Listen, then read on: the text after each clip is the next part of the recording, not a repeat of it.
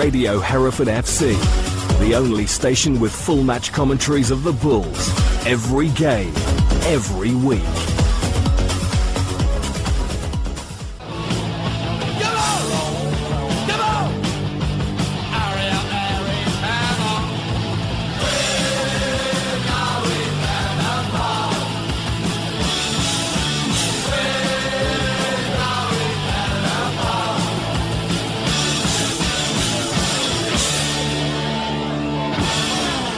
Hello and welcome again to Going Down the Pub with me, Frank Williams, and again the ground guru is here, Mr. Simon Wright. It doesn't seem 5 minutes since I did the last one, Frank, it really doesn't.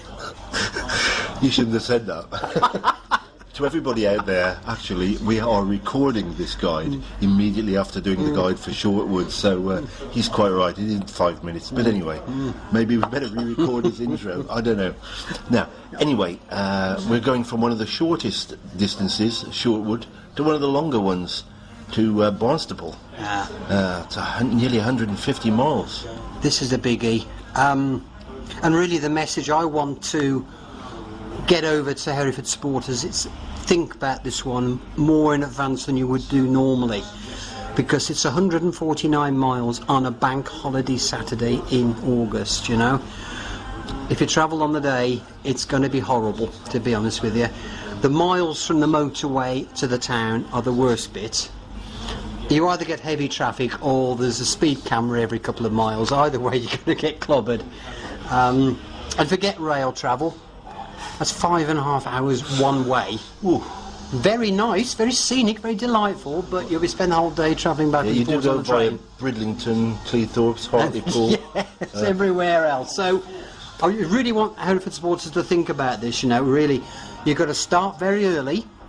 You need, or if you can, go the day before. And, you know, you may need to think about booking early because it's bank holiday and everybody wants to be away. Or sadly, you know, you may have to think about maybe have to miss this one. That's not something you want to encourage with ground guys. You want people to go, but you know. Hereford away days are going, of course, and Reg has given us some information on that. It's going to be £20 for members for this trip. It is 150 miles, £25 for non-members. Price. It is a decent price. It's brilliant, in fact. And at the moment, he's got one coach. Obviously, as time goes on, that might be exceeded.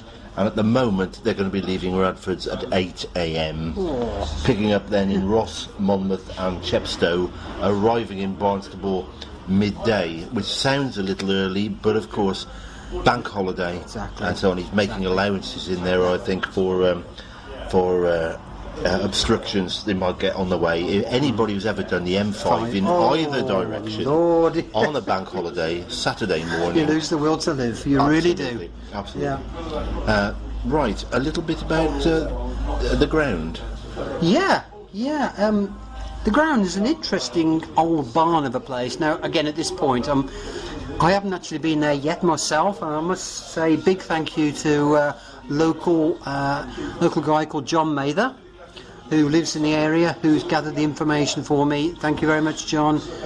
Like me, you're a cynical Albion supporter, but you do a great job with this info gathering. So it's a big old barn of a place. 1936 the ground opened, and I think some of the fixtures and fittings probably still date back to that. I understand it's got a genuine 5,000 capacity, although frankly it's hardly ever tested, who knows. The ground record is 6,200. That's a lot. Well, for a town that's only got 20,000 people, that is a lot of people, you know. Heaven knows where they all come from. That was Bournemouth in the FA Cup, a long time ago, I would imagine. But, you know, they do say that they've had several 2,000 crowds against their local rivals Bideford on bank holidays. 10 miles, isn't it, Bideford? They're just 10 miles apart. They are. That will be our rivals. longest trip, I think. I think so. Miles. Lord, yes. Yeah. I think that's March next year, so I don't worry about that for a while. Right, so the inside of the ground itself, its layout? Yeah, it's got one main stand holding 250, but the feature I think everybody's going to quite like, it's got a covered terrace running the full length of the ground. It's a low terrace, But it's got a roof, which is fantastic, so you can imagine that being a really atmospheric place to stand, you know. Frank, you mentioned Lytown for Shortwood. I think, frankly, Lytown's a good comparison for Barnstaple, being a ground of considerable vintage, shall we say. 1936. 1930, pre-World War II, so that's it. an interesting one. That Parking. Yeah, parking. It's a town centre ground, isn't it? Well-ish, yes. Yeah. I mean, I think it's slightly to the side of the town, but a bit like Edward. Yeah, it is. I mean, the town centre is very walkable, which is, you know, frankly, we like that. We do. That's what we used to. That's what we like, you know. Car parking should be okay. There isn't a lot of room at the ground, but next door they've got the Jolly Old Bowls Club. And the Egg Chasers as well are just up the road, you know, the Jolly Old Rugby. They've got facilities, so they'll be opening those, I'm sure, because they want quite a few quid. And there's a small car park in the next street, Roll Street. And street parking? I think that's quite limited. Now, you've got to be really careful with this, because I'm assured, thank you John Mather for the tip again, that traffic wardens score more often than Johnny Mills, so you've got to be really careful. They are. You're going to use the word something hot, so you can work out the first word for yourself. Yeah.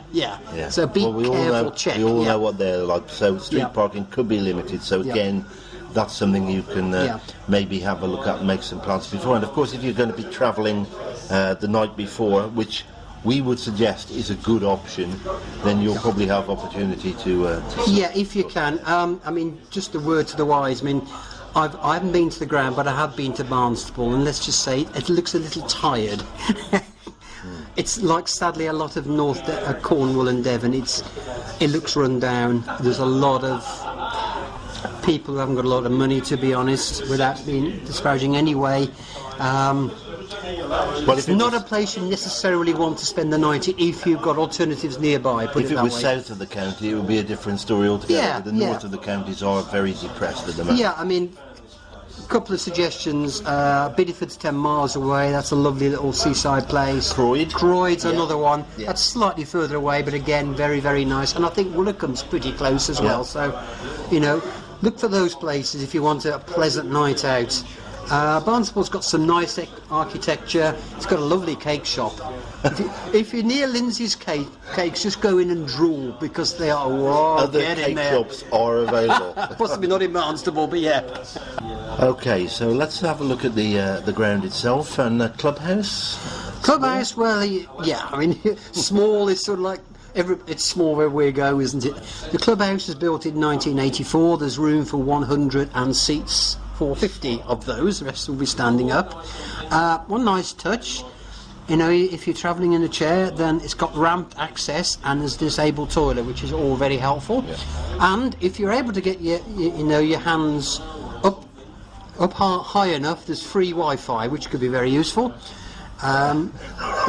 Sorry, I haven't quite worked that one out yet. Sorry, I'm thinking in terms of the bar being very crowded and not able to raise your arms at all. Yeah. But you know, as we said earlier, it's town centre's very doable. So you know, they've got lots and lots of choice. Yeah. Now here we've got to be really grateful to John Mather, who, being a former publican, has taken it on himself to visit just about every pub in Barnstaple and try them out. Now, interestingly enough, John come up with certain, shall we say, social barriers in some pubs. I think most Hereford exiles are used to that horrible expression when people say to you in the Shire, "You're not from round here, are you?" Which I take umbrage to, because I am actually. It's very similar in Barnstaple. It appears that the regulars are not keen on outsiders very much in a lot of pubs. So therefore, you know, John weeded out all those that he thought were not terribly welcoming. There is a complete list of all the pubs that he suggests in the next Talking Bull, but we'll just give you a couple of key suggestions here, because we don't want to go on all day. In the next street to the ground is the Raleigh Quay Inn. Now, that's Raleigh Street. That's R-O-L-L-E, if I pronounced that correctly. Now, it overlooks the river. It's got an outside drinking area. Sells St Austell beer. Oh, lovely. You're a fan of St Austell, okay. And it's got great reviews for food there. So that all sounds good. However, it is one of those pubs where the regulars aren't keen on visitors. But, you know, if we take 100 people in there and swap the pub, they just have to lump it, won't they, you know? And interestingly, mine host there says he's the former chairman of the club, which is an interesting one. So that's an obvious one for us to go to next street. And for the beer lovers, the serious beer lovers, in the middle of town there's the Reform Inn, which is surprisingly based in Reform Street. Are all the pubs named after the streets they're in, or is it the other way around in Barnstaple, where the streets are actually named after the pubs that were there first? Oh, mate. You'll probably have to go back. You'll have to ask a local historian. Or go back to the 12th century maps something to find like out that. the answer. Yeah. Look at this, mate. And that's a brewery tap, though, isn't it? It's another brewery tap, yes.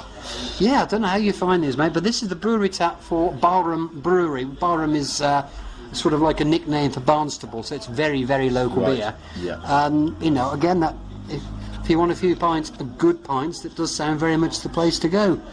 Okay, and as I said, that's just a couple of examples. Read your talking ball. There's a great long list in there, where to go and where not to go. So we'll summarise that then as 150 odd miles on bank holiday Saturday morning. Plan ahead, please. Definitely plan ahead. plan Don't ahead. leave it to the last minute. Get in contact with Reg Reynolds. I still think that if you're a member, £20 for that journey is remarkable value. I'm liking that. It's remarkable value if you're not a member at £25, but it will mean an early start at 8 a.m. On that day. Parking at the ground, watch out for traffic wardens. Yeah. But it's near the town centre, so there's plenty to look at and do. If you do arrive early and you make your plans right, there's plenty to see. There's some good drinking houses. Great cake shop. I knew you were going to get that one in again. I'm sure you're on a retainer from cake shops. Yeah. And what was the name of the cake shop again? Lindsay's Cakes. And Look out for other it. cake shops are I available. doubt very much there's any in Barnstaple. But, There'll be a Greg's, I'm certain. But a cake shop. It's stretching a bit. Yeah. It should be good.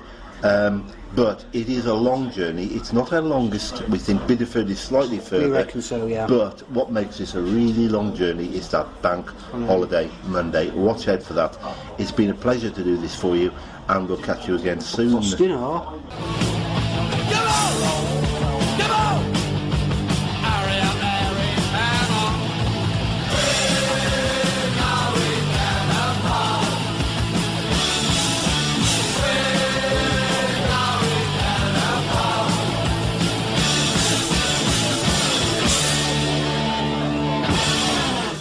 This is Radio Hereford FC, the home of the Bulls. Match Day Live.